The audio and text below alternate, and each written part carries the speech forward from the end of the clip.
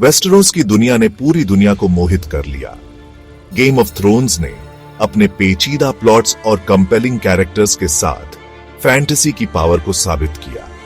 लेकिन क्या होगा अगर हम वेस्टरोस से आगे भारतीय संस्कृति के रिच टेपेस्ट्री में डूबी हुई एक ऐसी दुनिया की यात्रा करें?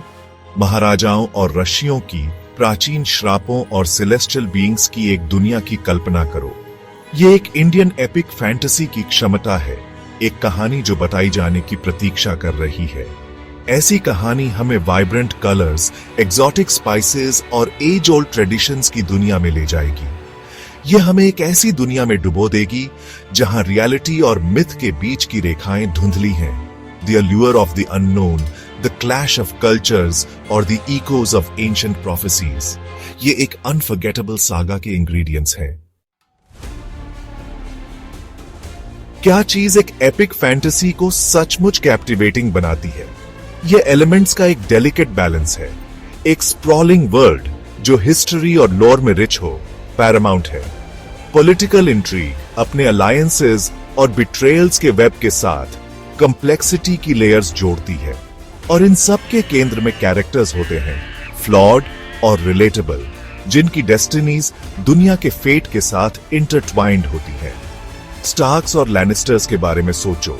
उनके एम्बिशंस और राइवलरीज वेस्टरोस की डेस्टिनी को शेप करते हैं। एक इंडियन एपिक इसे मिरर कर सकता है, अपनी हिस्ट्री से इंस्पिरेशन ड्रॉ करते हुए। मुगल एम्परर्स और राजपूत किंग्स के बीच पावर के इंट्रिकेट डांस की कल्पना करो। धार्मा और डिजायर के बीच क्लैश की पिक्चर करो, जो महाभारत के कॉन्फ्लिक्ट्स को इको करता है। ये हिस्टोरिकल पैरेलल्स एक ग्रिपिंग नैरेटिव के लिए एक सॉलिड फाउंडेशन प्रोवाइड कर सकते हैं। भारत की मिथोलॉजी कहानियों का खजाना है, जो गॉड्स और डीमंस, सेलेस्टियल वेपन्स और एंशिएंट कर्सेस से भरी है। ये मिथ्स केवल टेल्स नहीं हैं, वे ह्यूमन कंडीशन के रिफ्लेक्शंस हैं, जो लव, लॉस, बिट्रेयल और रिडेम्पशन के थीम्स एक्सप्लोर करते हैं। इन एलिमेंट्स को एक फैंटेसी वर्ल्ड में वीव करना उसमें जान फूंक सकता है, इसे एक यूनिक फ्लेवर और डेप्थ दे सकता है।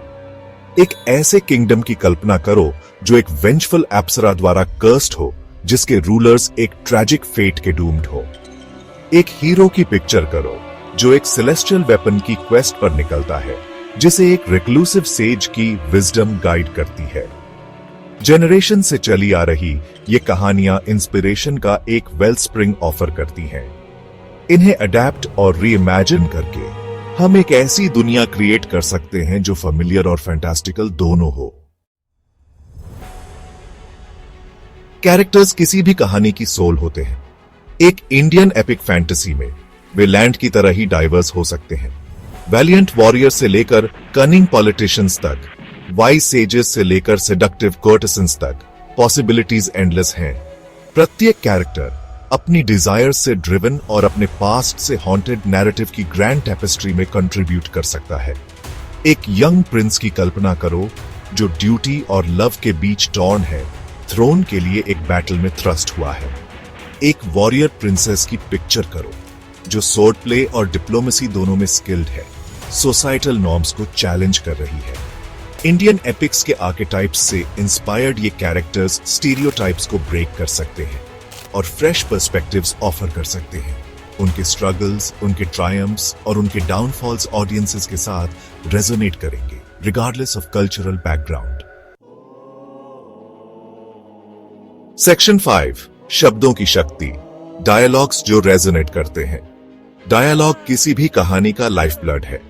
यह कैरेक्टर रिवील करता है, प्लॉट को एडवांस करता है और रीडर को वर्ल्ड में इमर्स करता है। इंडियन कॉन्टेक्स्ट में डायलॉग्स को प्रोवर्ब्स, पोएट्री और थिएट्रिकलिटी के टच से इन्फ्यूज किया जा सकता है, जो क्लासिक बॉलीवुड फिल्म्स की याद दिलाता है। शोले या मुघाली एइज़म के आइकॉनिक डायलॉग्स के बारे में सोचो, लाइंस जो पॉपुलर कल्चर का पार्ट बन गए हैं। इसी तरह एक Indian fantasy lyrical language, witty banter और इंपैक्टफुल वन लाइनर्स एम्प्लॉय कर सकती है। शार्प, मेमोरेबल डायलॉग्स एक सीन को एलिवेट कर सकते हैं, इसे एंटरटेनिंग और थॉट प्रोवोकिंग दोनों बना सकते हैं।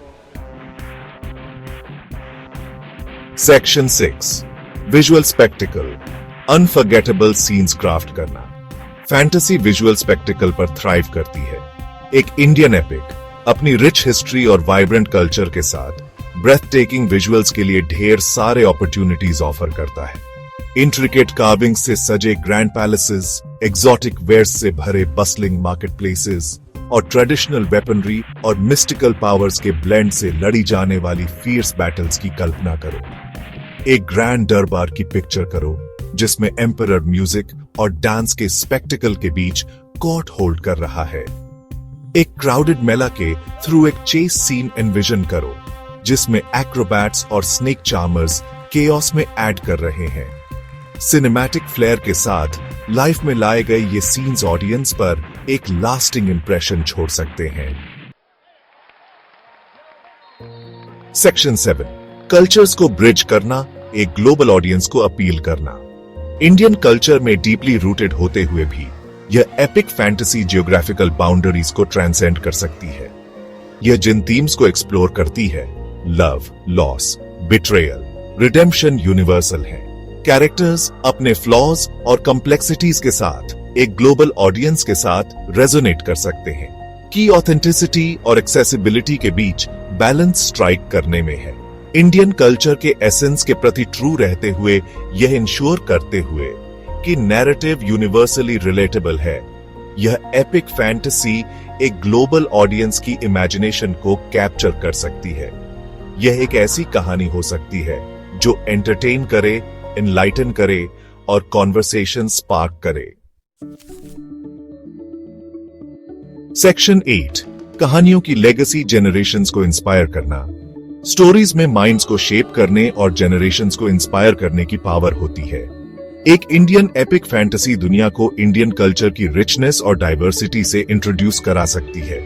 यह स्टेरियोटाइप्स को चैलेंज कर सकती है, अंडरस्टैंडिंग को फॉस्टर कर सकती है और कल्चरल एक्सचेंज के लिए स्पेस क्रिएट कर सकती है। इंडियन मिथोलॉजी और फोल्कलोर को एक ग्लोबल प्लेटफॉर्म पर री इमेजिन्ड देखने के इम्पैक्ट की कल्पना करो। यह जिन कॉन्वर्सेशंस को स्पार्क कर सकती है, जिन ब्रिजेस को बिल्ड कर सकती है, उनके बारे में सोचो। इस एपिक फैंटेसी में केवल एंटरटेनमेंट से ज्यादा होने की पोटेंशियल है।